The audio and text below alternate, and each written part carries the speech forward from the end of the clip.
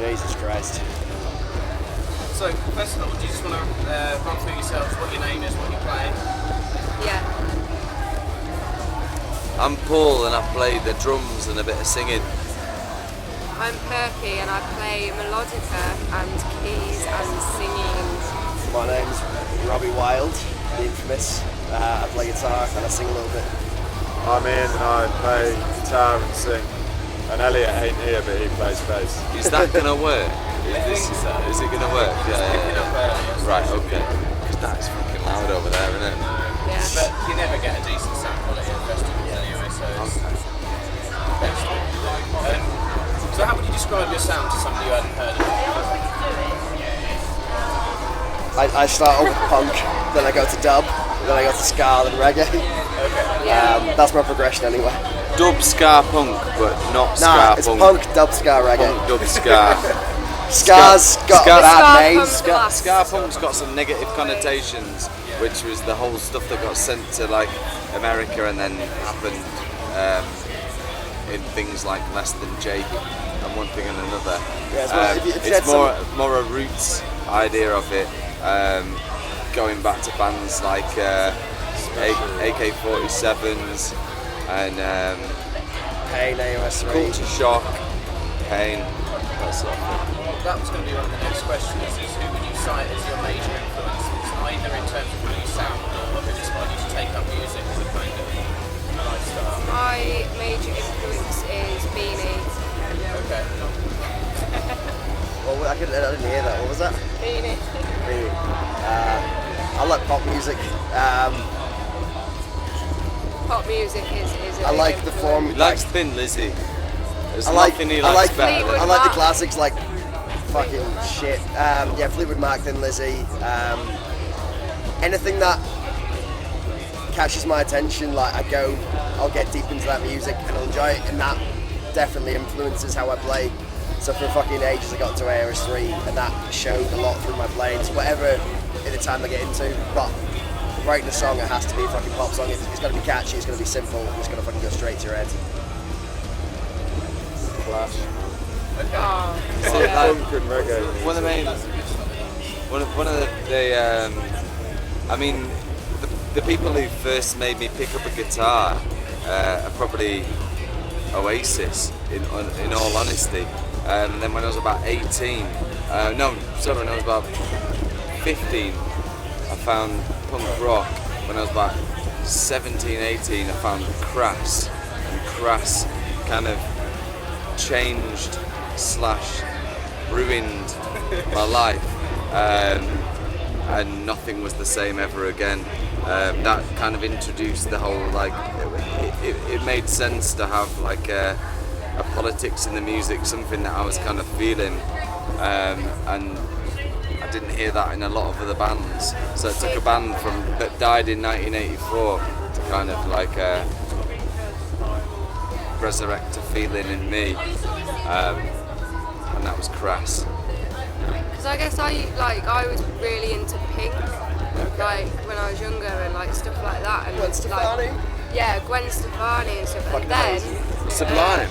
then Sublime and Subhumans, like they around the same time, like I discovered Sublime, Subhumans, and like, people like that, and that's when like politics came into it for me.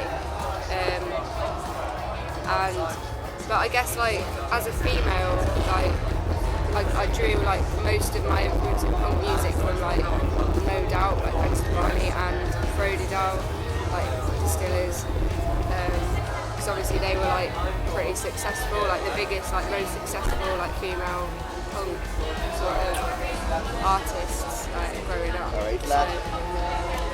So am I right in thinking you're a more recent addition to the band? Yeah. Do you think that's changed your sound a lot? Not. Yeah, I guess I reckon that with, it's good to not let things stagnate, isn't it? You can repeat the same thing or try to, but if there's new people in the band, then the Fresh ideas, fresh sounds. things change, not for better or for worse, it's just a difference.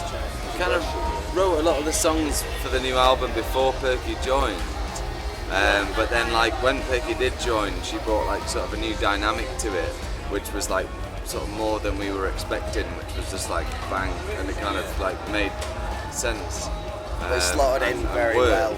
And Yeah, and it's and like just kind of synced. worked. It definitely helped that I always wanted there to was be in the the tunes Autonomads anyway, so. So I saw you a bit of theory as well. Do you play a lot of festivals, and have you got any particular favourites that you like playing or going to? We do a lot of the same festivals every year, don't we? Boomtown, Alchemy. Shambhala.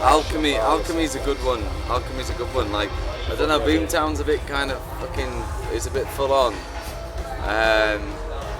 Went to a festival last week. It wasn't one that we played at. Well, we did play there, but not as Autonomads, but with some different people. But it was a very nice festival, like about 300 people there, super small. Just seemed like a party of friends and family and stuff. And that was a nice thing, and a total contrast to this, because this is kind of, it can be overwhelming at times. But I love this because there's like different people from different places that you know, like everywhere. So at first I was really worried that I wasn't going to see everyone. I was like, I'm never going to see everyone here, it's too big. But then eventually I started bumping into more and more people that I knew, and it was like, yeah, this is... But then the only exclusion that exists is the kind of ticket price, which is what, like, I don't know how much it is, like 160 quid or something like that. Yeah. But there is There's a lot of infrastructure. There's a lot of work. There's a lot of bands, and there's a lot of like building and stuff like that. But then, of course, if you can't afford it, regardless of what it is. Sort of lucky No because we Effects get are to playing, play. for example. I imagine they charge about fucking fuck knows. You know. Is that Muse t-shirt? Yeah, it Muse is. is fucking amazing. I'm glad somebody says that, because I'm just worried wearing that. I used to rinse Muse, like fucking amazing. Really fucking It's good a band. great t-shirt. Even if I wasn't into Muse, I'd appreciate the t-shirt. Yeah. No, Muse are fucking, they're fucking good. I forgot about them actually. I haven't listened to them in 3 years. Jesus Christ. So, in terms of your live shows that aren't at festivals, do you feel you get a different crowd or a different reaction when you're playing like a headline slot as opposed to a festival? It's always difficult at 2 o'clock on a weekend, especially after a night really heavy, but it was busy, you know. Yeah. Yeah, no, it's packed in there. But yeah, I guess the smaller gigs, it's easier to connect with the audience a bit, you know. You're like, it's nice playing on the floor, you know. Yeah, the best show would be in a fucking small room with 20 people where you can't fucking move and just go for it. Like that's singing. That's a few when the years ago. best thing happens. It's you can't beat that sort of show. Although I nearly got knocked out. When you feel like you're sweating the same sweat as the people that are like dancing to you, like that was a bit mad. Like we were all quite kind of displaced. Like I was there playing drums. I felt like a little bit like I was on my own. Yeah, we're I not was used to looking being out that to far like away from each we other. were quite far away Yeah. from each other, and you don't necessarily hear the resonance from your own instrument. You hear it back through a monitor, which is a bit mad. So a small gig is really nice, but I love like doing things like this though, because I feel like the crowd's more varied. Like there's a more diverse. Like, it looked like there guess was that's a lot of people that I could like see and Yeah, but I they guess were- the they good were thing with having a bigger good time, shows- even though I was thinking, oh fuck, this is fucking bollocks. I guess the smaller shows we like, 'cause there's usually a lot of friends there, and that's why it ends up being our favourite. But There was loads of friends but there with though. like big shows like this, though, you have people who haven't seen you before. And Yeah, at but the to end of the look day, into we want to the get the au- message across, and that's. I was different looking into vibe, the isn't it? audience and I was seeing people singing along that I didn't know, and that was Yeah, like, that's I a don't weird know thing, you, isn't and you're it? singing along, and that makes me incredibly happy. When people know the lyrics, it like it fucking and that blows the mind, doesn't it? Yeah. Really, like that's what the fuck you've taken the time to listen We to did, that. we Some just shit that we just fucking got back hashed from, together in a practice room. from doing a tour in Europe, and we played a gig in Serbia and in Novi Sad, and the same day there was a big festival, you know, probably about this size, called Exit Festival. It is called Exit, isn't it? Yeah. And we could have played either basically. The promoter said we can put you on at the festival or you can play a squat gig, and it was just like we kind of rather play a squat gig for all the kids who probably couldn't afford to go to that particular festival, you know, and play to 100 people rather than play to like more or 5 or 6. yeah, and not really be able to connect with the audience so much, you know. Keep it cheap if possible, you know. So in terms of this festival, I know you did a split with Black Star Love Coast today. Is there anyone else you would recommend or looking forward to seeing if you're hanging around? Our Atacop. friends have played Atacop, yeah, and the Faintest Idea. My new favourite is Petrol Girls. Petrol Girls. Are they playing? No, they were talking about I went, this festival. yeah, I went to go weren't see you? him Yeah. on Sunday, and like it's rare. You went to that? Yeah, it's rare I go to a gig. I went on my own. It's rare I go to a gig and I genuinely fucking enjoy a band. Like the previous band to that was 2 years ago, Belgrado, from Barcelona in Spain. The singer. Also yeah, female fronted. Female fronted, female based. The female fronted singer is from Poland. What? Poland, Belgrado. So the band is Spanish, and the singer's from Poland. Recordings, shit, but if you see them live, it's one of the most captivating performances you've ever fucking seen. It's absolutely amazing. Yeah, so Belgrado, Petrol Girls, that's pretty much all I've enjoyed recently. I'm very picky. Atacop, man. Atacop is Faintest good. Idea. Yeah. Atacop, just because they're such lovely people. Yeah. It's difficult. isn't Like it? Chris from Atacop does like a Riot Scar Records, which is kind of similar to what we've got in Manchester, like Pumpkin Records, a total DIY label, not for profit, and he really means it, and that is nice. He's a lovely man, and bang, yeah. There were a couple of girls that played after me on the Floating Lotus stage that I need to find out who they were, because they had beautiful harmonies and I can't remember what they were called, so I'm gonna have to find that out. I wish I could say right now. I'll edit it back in. Yeah. Is this just Okay. bands that we like at this festival? Yeah. Yeah, we can expand it to just Oh, I mean, of course, like Inner Terrestrials, and I heard Eliza Carthy's playing up in the woods as well, like in a bit. Some lot of- folk. Well, I'm hopefully interviewing her later, so have you got any questions you would want answered by her? What was that? We got any? Eliza Carthy. Interviewing her later. Wow, I You're mean, in- like I oh, saw her okay. a couple of weeks ago in Windermere. Like there was probably about maybe 30, 40 people there. It was her and a partner, like Saul something, who was playing a squeeze box, but fucking brilliant. And they did a version of Country Life, which is a Waterson's tune written by Mike Waterson, and it was very nice and different, remaining within that folk tradition, but like kind of changing it.